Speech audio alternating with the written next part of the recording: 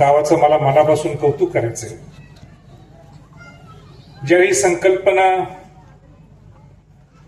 ही माझ्या पुढे मांडली की अनेक वर्षापासून सगळ्या संयोजकांना मी या कार्यक्रमाला पाहिजे होतो.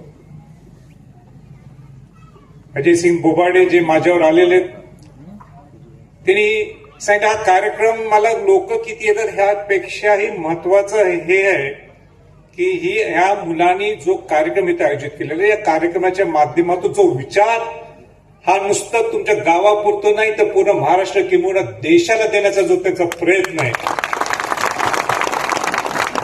आणि म्हणून या कार्यक्रमाला न चुकता याचं मी ठरवलं होतं. शिवाजी महाराजांनी जे हिंदवी स्वराज्य स्थापन केलं ते हिंदवी स्वराज्य